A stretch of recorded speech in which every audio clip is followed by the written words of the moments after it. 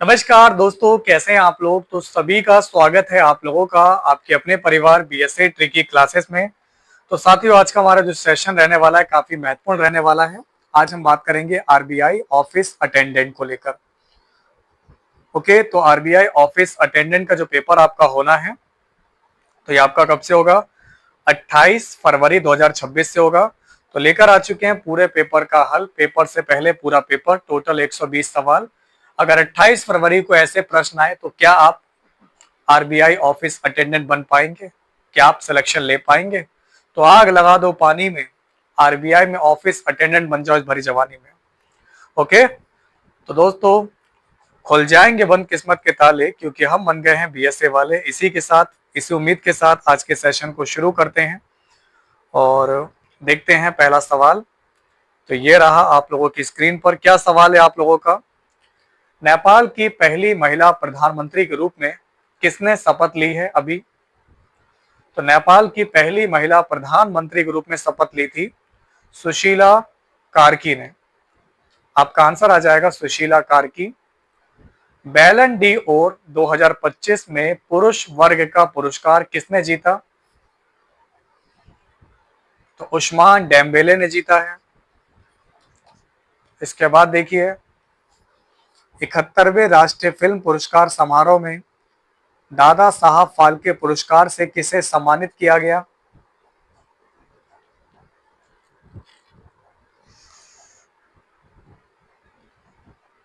आपका आंसर आ जाएगा दोस्तों मोहनलाल हो जाएगा। ऑप्शन सी है। फिर देखिए आप लोग यहां से अगला सवाल।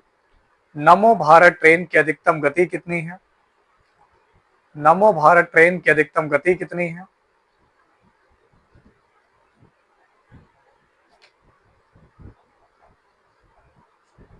एक 160 किलोमीटर प्रति घंटा। ओके, 160 किलोमीटर हमारा प्रति घंटा होगा। नेक्स्ट देखिए आप लोग, अगला सवाल क्या है? आधार कार्ड के नए शुभंकर का नाम क्या है? तो आधार कार्ड के नए शुभंकर का नाम बताइए।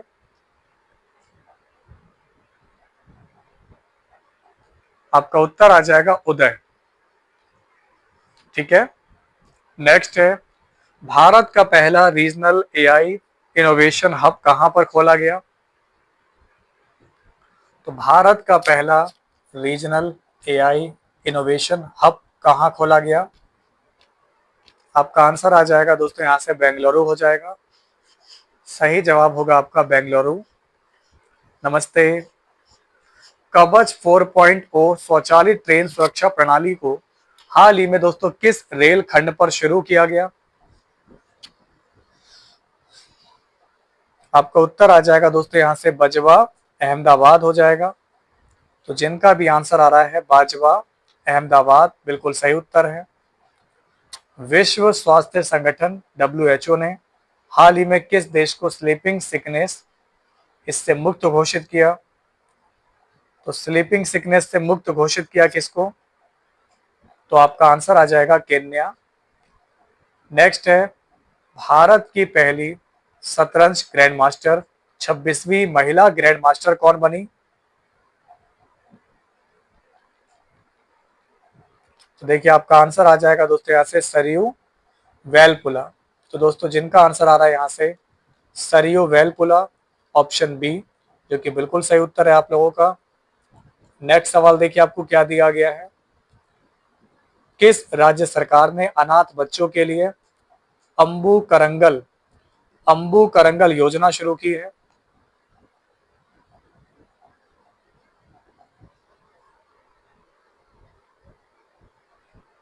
तो आपका आंसर आ जाएगा दोस्तों यहाँ से तमिलनाडु हो जाएगा, है ना। सही जवाब आपका होगा दोस्तों यहाँ से Tamil Nadu, option number B. Bharat के 53वें मुख्य न्यायाधीश के रूप में कौन कार्यभार संभालेंगे?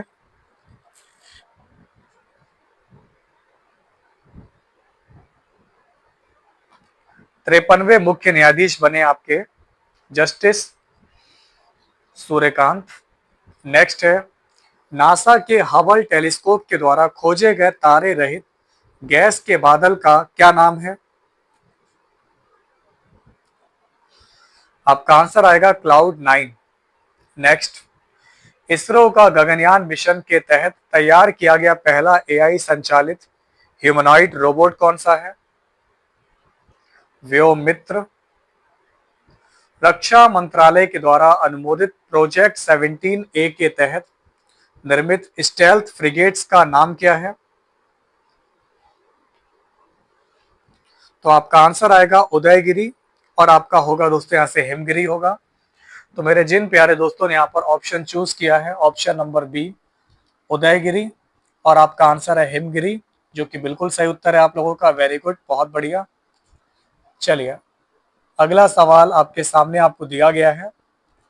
किस राज्य में 2000 एकड़ का नया राष्ट्रीय जहाज निर्माण और आप लोगों का भारी उद्योग पार्क NSHIP स्थापित किया जा रहा है?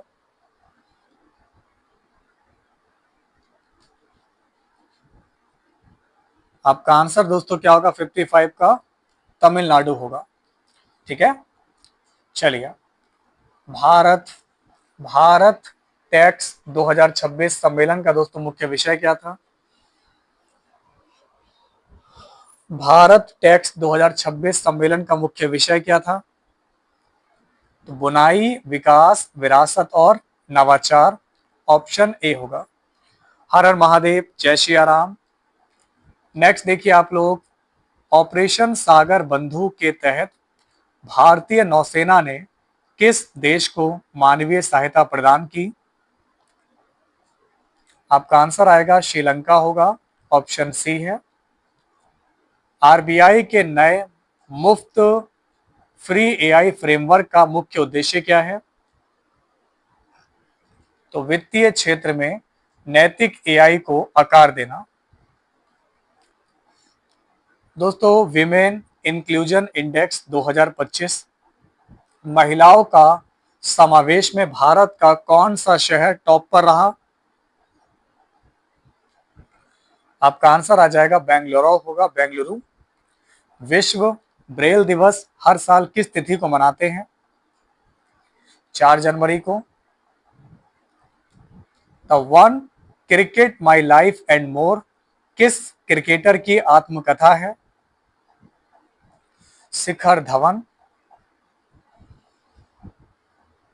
भारत के किस राज्य ने 2026 में डिजिटल साक्षरता के तहत पहली पूर्ण रूप से डिजिटल साक्षर राज्य होने की घोषणा की है?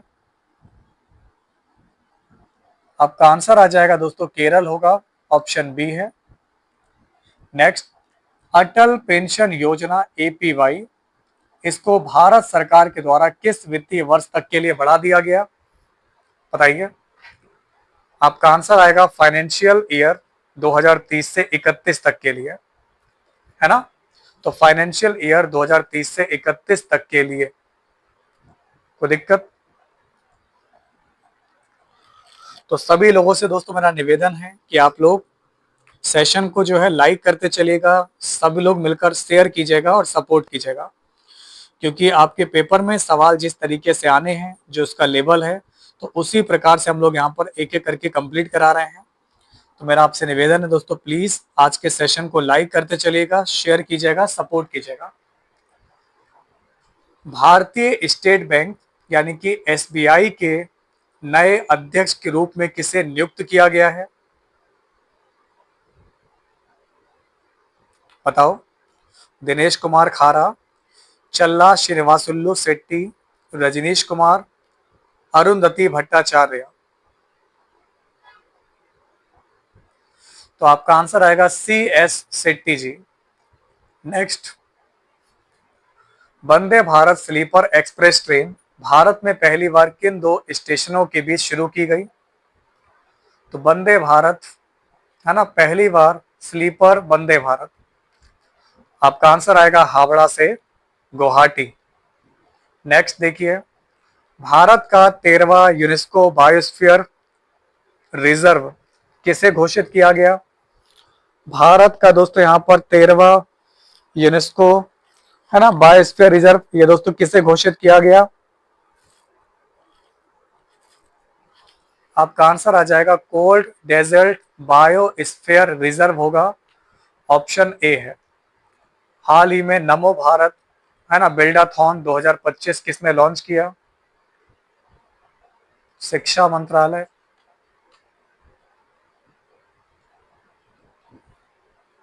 सुप्रीम कोर्ट ने अनारक्षित वर्ग की सीटों पर क्या ऐतिहासिक फैसला दिया?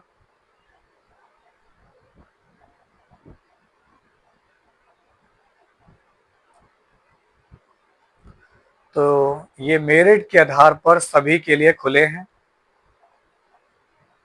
Global innovation index GII Bharat में 2025 में भारत का स्थान कौन सा है?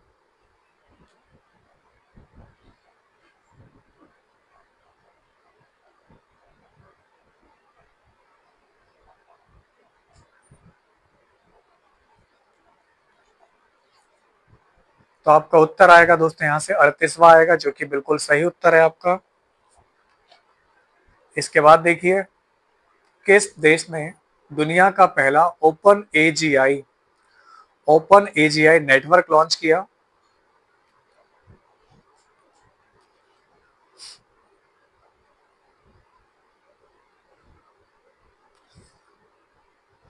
तो 70 क्वेश्चन का उत्तर आएगा संयुक्त राज्य अमेरिका होगा, जो आपने बिल्कुल सही जवाब दिया है। तो वेरी गुड, बहुत बढ़िया। चलिए,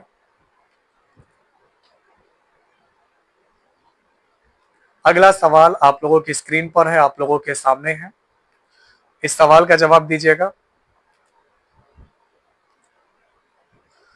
भारत की जनगणना 2011 के अनुसार, है ना, साक्षरता दर सबसे अधिक दोस्तों कहां की है, ये बताइए। तो सबसे अधिक जो साक्षरता दर है दोस्तों कहां की है?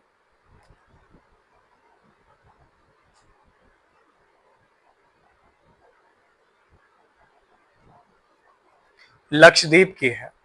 आंसर आएगा आपका लक्षद्वीप होगा। नेक्स्ट देखिए, 5 सदस्यों वाले एक परिवार का औसत वजन आपको ज्ञात करना है, जिनका वजन आपको दे रखा है 40, 49, 56, 71 और 35। तो आपको इन पांचों का एवरेज निकालना है। तो 40, 49, 56, 71, 35, 5 से डिवाइड कर दो, तो आपका आंसर क्या आ जाएगा? 251/5 बराबर 50.2। इसके बाद देखिए, select the part that contain the error from the given option. Manoj has a bigger farm house of 100 hectares near the city. तो इसमें कोई गलती नहीं, आपका आंसर आएगा नो एरर।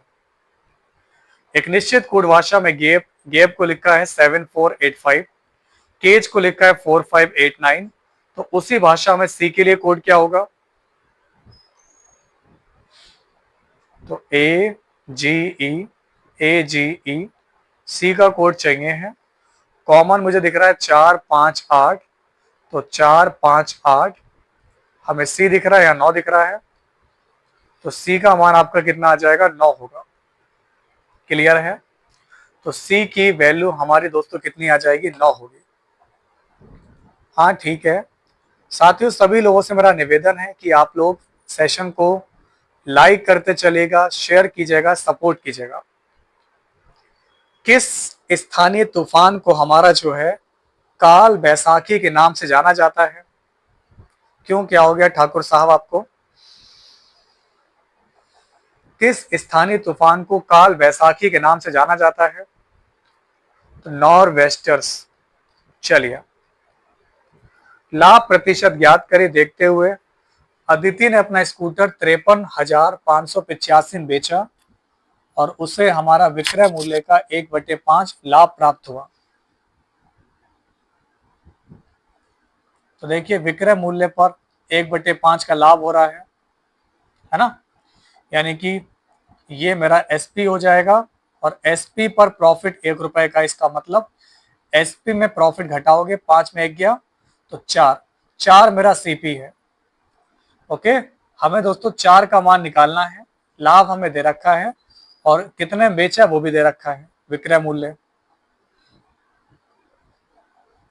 तो देखिए आपका हमें लाभ प्रतिशत ज्ञात करना है। 1 रुपए का लाभ है 4 रुपए पर, और 1/4 का मतलब होता है 25%, यानी में इससे कोई लेना देना नहीं है ना। तो यहाँ पर 5 पर 1 का प्रॉफिट है, 4 रुपए मेरा सीपी हो गया, प्रॉफिट 1 का है, तो 1/4 का मतलब हो जाएगा 25%।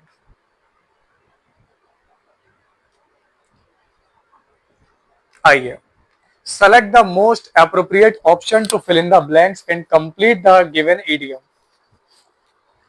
That's great. You keep everything under your hands, eyes, legs, या फिर आपका आएगा थंब होगा। तो कीप अंडर वंस थंब का मतलब होता है किसी को पूरी तरह नियंत्रण में रखना, है ना। अंगूठे के नीचे होने का मतलब होता है, अंगूठे के नीचे होने का मतलब होता है किसी को पूरी तरीके से, एक तरीके से नियंत्रण में रखना। क्लियर है दोस्तों, यहां पर मेरी बात समझ में आ रही है? चलिए अब बढ़ते हैं आगे। अगला सवाल आपकी स्क्रीन पर है। सभी लोगों से मेरा दोस्तों निवेदन है कि सेशन को लाइक करते चलिएगा, है ना, शेयर कीजिएगा दोस्तों, यहाँ पर मिलकर आप लोग सपोर्ट कीजिएगा। सब लोग, जितने भी लोग देख रहे हैं, सेशन को लाइक करेंगे, शेयर करेंगे, सपोर्ट करेंगे।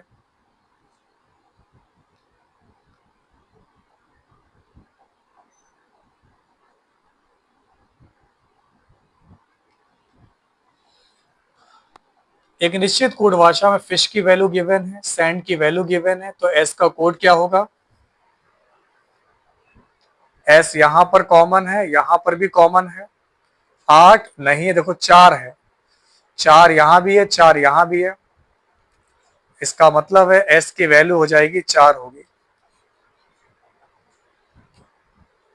ठीक है,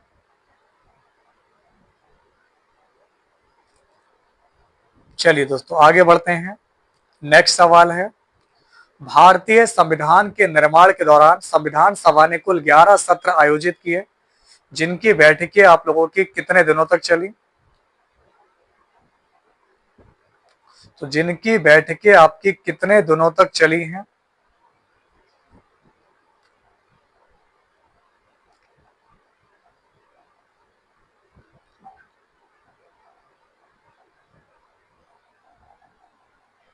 तो आपका आंसर आ जाएगा दोस्तों यहां से 165 दिनों तक आपकी चली हैं।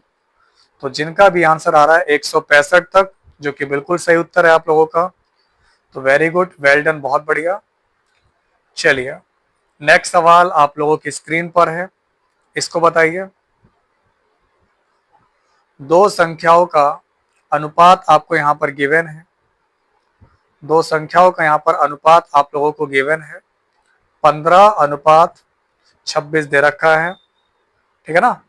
तो यदि संख्याओं के बीच का अंतर 352 है, तो सबसे छोटी संख्या क्या होगी?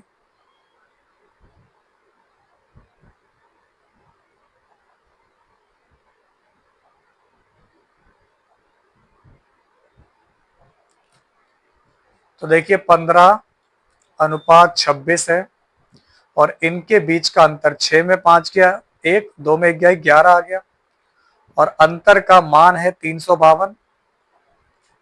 अंतर का मान कितना है? 352 है। 11 एकम 11, 11 तिया 33, 2 35, 11 दूनी 22, 1 बराबर 32 है।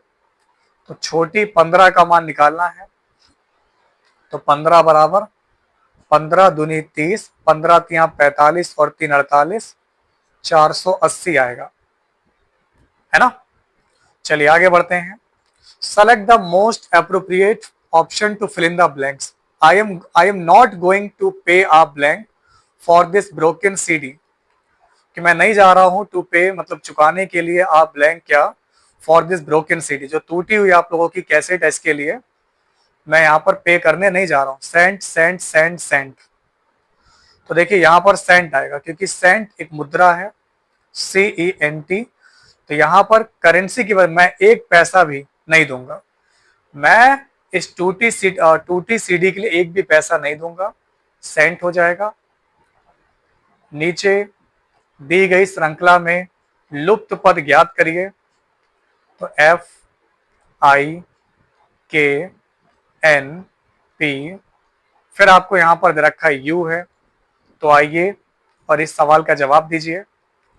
तो देखो 6 और 3 9, 9 और 2 11, 11 और 3 14, 14 और 2 16, 16 और 3 19 पे S, और 19 के बाद 20 21। तो हमारा दोस्तों लॉजिक चल रहा है प्लस का 3 प्लस 2 प्लस 3 प्लस का 2 प्लस 3 प्लस 2।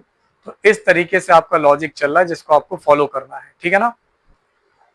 तो जितने भी लोग यहाँ पर हैं सब लोगों से मेरा निवेदन है कि प्लीज आज के सेशन को आप सब लोग लाइक करिएगा, शेयर करिएगा, सपोर्ट कीजिएगा। तो लगा दो आग पानी में, RBI का पेपर उड़ा डालो इस भरी जवानी में, है ना। बदलेगी किस्मत, खुल जाएंगे बंद किस्मत के ताले, जाकर आज ही आप लोग, है ना, टेस्ट लगा लें। तो 2019 और 20 में निम्नलिखित में से किस क्षेत्र में महिला श्रमिकों का प्रतिशत सबसे अधिक था? बोलिए। तो महिला श्रमिकों का प्रतिशत कृषि में 7 सेंटीमीटर, 7 रुपए प्रति वर्ग सेंटीमीटर की दर से 12 सेंटीमीटर त्रिज्या वाले एक ठोस धातु के गोले को पेंट करने की लागत ज्ञात करिए। त्रिज्या है 12, इसको रंगना है दोस्तों, रंगना है इसे। तो 4 पाई आर स्क्वायर, क्योंकि गोले का total surface area 4 pi r square, तो 4 पाई का 22/7, रेडियस दे रखा है 12 इंटू 12। अब ये तो मेरा आ गया।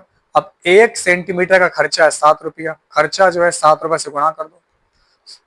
तो 7 से 7 कैंसिल हो जाएगा नीचे वाला, 12 12 144, 4 दूनी 8, 12 12 144, 8 चौक 32। तो यूनिट डिजिट 2 बनेगा, है ना। तो यूनिट डिजिट 2 बने, इसका मतलब आपका आंसर आएगा 12,672 रुपए। कोई दिक्कत? किसी को भी इस सवाल को लगाने में, समझने में कोई दिक्कत है? तो मेरे जिन लाडलों का आंसर आ रहा है 12,672 रुपया, जो कि बिल्कुल सही उत्तर है आपका। वेरी गुड, बहुत बढ़िया।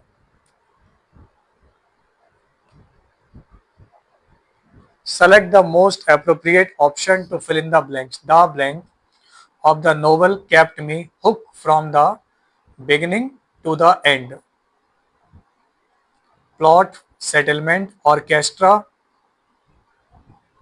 तो बताओ दोस्तों यहां पर आपका क्या हो जाएगा, या आर्काइक?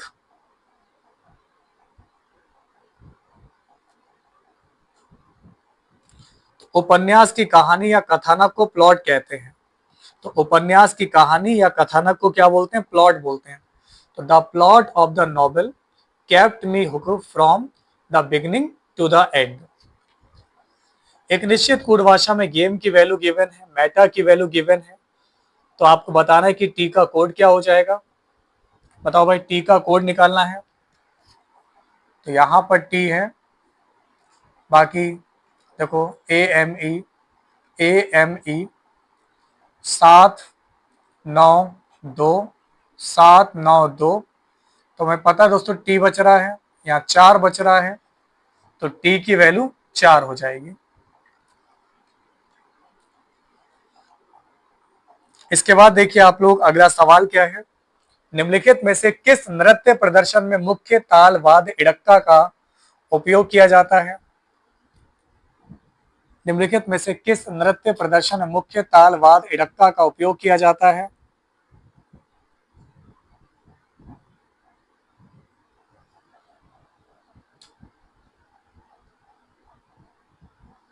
मोहिनी अट्टम हो जाएगा।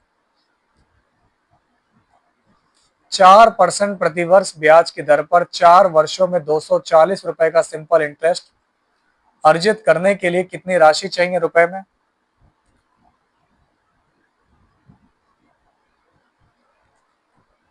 तो 4%, 4 साल, 240 रुपए का सिंपल इंटरेस्ट प्राप्त करने के लिए राशि निकाली। तो 4 चौक 16, 16% का मतलब 240 दे रखा है। तो 4 चौक 16, 4 छक 24, 25 चौक 100, 25 छक 150, 1500 रुपया चाहिए। यानी कि 100% की वैल्यू के लिए क्या चाहिए, 1500 रुपए चाहिए प्रिंसिपल के रूप में। ठीक है, इसके बाद है alternatives to the underlined part are given as option, select the correct alternatives। Poverty is the urgent concern in India today।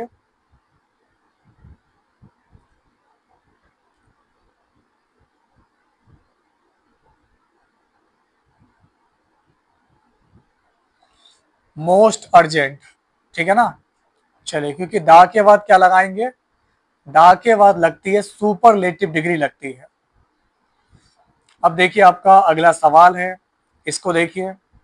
यूएमएसओ की वैल्यू है ना, इंग्लिश वर्णमाला क्रम के आधार पर निश्चित तरीके से आरजेपीएल से, उसी तरीके से ये इसका संबंधित है।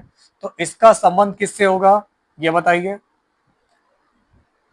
You M S O R J P L, तो 21 और ये 18 है।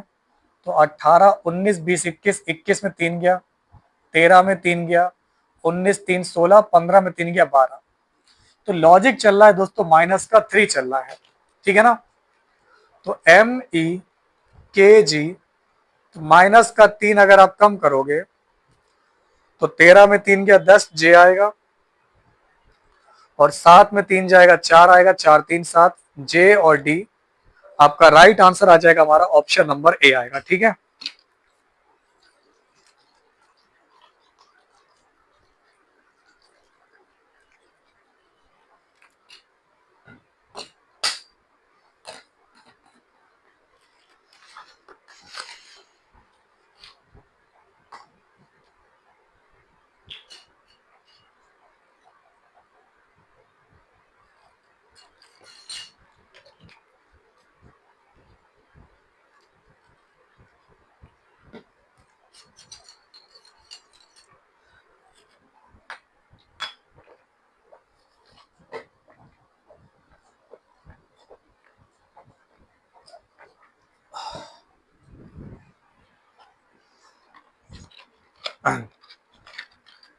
समुद्रगुप्त की इलाहाबाद प्रशस्ति की रचना दोस्तों किस कवि ने की थी।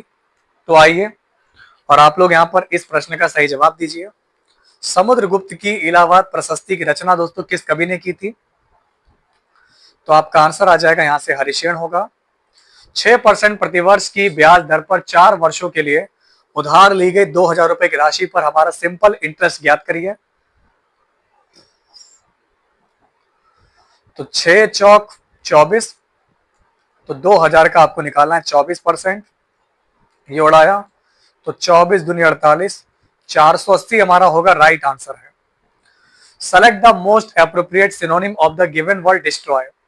डिस्ट्रॉय का मतलब होता है तबाह करना, बर्बाद करना। यहाँ पर क्या ना, इतने करीब ना हो कि वो तुम्हें बर्बाद कर देगी, तबाह कर देगी। तो आपकी जिंदगी को यहाँ पर रियून बना देना, यहाँ पर एकदम बिल्कुल फिर रन करते रह जाओगे, है ना।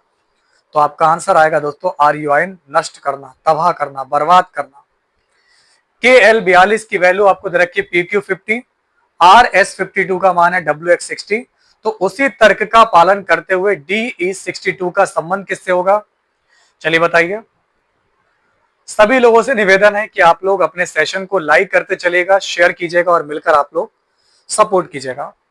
देखो KL42 PQ50, ठीक है ना। तो यहां देख पा रहा हूं 42, 8, 50, 52, 8, 60 है। तो 62 और 8, 70 होगा, गलत। अब देखो हमारा है 11, 16, 11, 5, 16, 12, 5, 17 है। तो यहां भी पकड़ो 18, 5, 23, तो 5, 4, 9 आई आएगा, 5, 5, 10 जे आएगा, तो आई जे 70। तो कॉन्सेप्ट है प्लस का 5, प्लस का 5, प्लस का 8। हानिकारक सूक्ष्म जीवों को मारकर पीने के लिए नल के पानी को सुरक्षित बनाने के लिए आमतौर पर हमारा कौन सा पदार्थ मिलाया जाता है, क्लोरीन। फिर देखिए दो ट्रेनें हैं, आगरा और मेरठ से एक ही समय पर शुरू होती हैं। एक की चाल 16, एक 32 है। एक दूसरे की ओर बढ़ती हैं। जब वे मिलती हैं तो पता चलता है कि एक ट्रेन ने दूसरी से 64 किलोमीटर अधिक यात्रा की है। तो दोनों स्टेशनों के बीच की दूरी कितनी होगी? दोनों स्टेशन के बीच की दूरी कितनी होगी?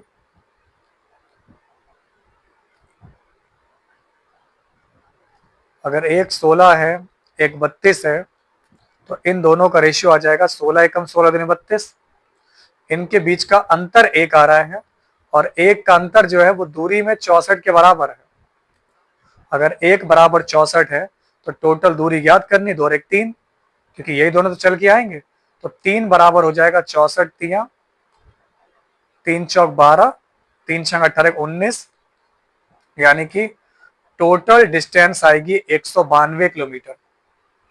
ठीक है, तो जिन दोस्तों का आंसर आ रहा है 192, जो कि हमारा बिल्कुल सही उत्तर है, राइट आंसर आपका आ जाएगा 192 होगा। सही है साथियों, मेरा आप लोगों से निवेदन है कि आप लोग जो है अपने सेशन को लाइक करते चलिएगा, शेयर कीजिएगा और मिलकर आप लोग यहाँ पर सपोर्ट कीजिएगा। आज का हमारा एक सवाल है, मैं आपको होमवर्क देना चाहूंगा कि select the most appropriate synonym of the given word Vim. तो इसका हमें क्या बताना है ना? आज इसका हमें बताना दोस्तों क्या है, सिनोनिम बताना है। तो आइए और आप लोग यहाँ पर इस सवाल का सिनोनिम बताएगा। बाकी आज का पेपर आपको कैसा लगा कमेंट करके बताना। सेशन अच्छा लगा हो तो लाइक करना, शेयर करना, सपोर्ट करना। मिलेंगे नेक्स्ट पेपर में, ख्याल रखना। तब तक के लिए नमस्कार, जय हिंद, वंदे मातरम।